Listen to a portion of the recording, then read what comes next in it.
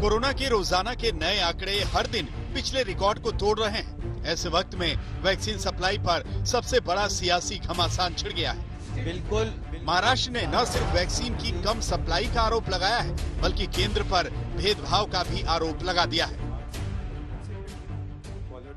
जो दिया गया है, मुझे लगता है जहां ज्यादा जरूरी है और जो डिमांड ड्रिवन सप्लाई होना चाहिए, वो डिमांड ड्रिवन सप्लाई करने की जरूरत है। वो डिमांड ड्रिवन सप्लाई स्वास्थ्य मंत्रालय भारत सरकार ने करना चाहिए।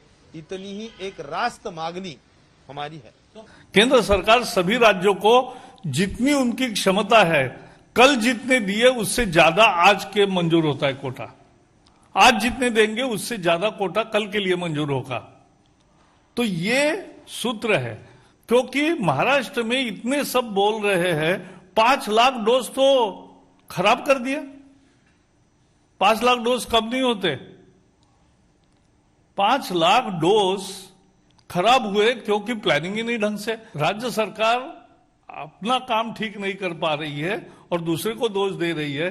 ये तो उल्टा चोर कोतवाल को डांटे, ऐसी स्थिति है। महाराष्ट्र सरकार के मुताबिक वैक्सीन की कम सप्लाई की वजह से पनवेल और सतारा जैसी जगहों पर वैक्सीनेशन का काम रोकना पड़ा है। तो उधर मुंबई में भी संकट खड़ा होने की नौबत है। फिलहाल महाराष्ट्र को अगर आप देखें तो पूरे देश में जितना एक्टिव केस लोड है उसका 56% महाराष्ट्र में है। शायद इसीलिए अब स्टेट और सेंटर के बीच में वैक्सीनेशन को लेकर एक तरह से जंग छिड़ गई है, जहां पर स्टेट कह रहा है कि उसके पास वैक्सीनेशन डोज नहीं है कि वो 3 से 4 दिनों तक आने वाले ये वैक्सीनेशन चला सके। वहीं पर सेंटर का कहना है कि 15 लाख डोजेज अवेलेबल है, पहले उसे इस्तेमाल करें और डोजेज पाइपलाइन में है।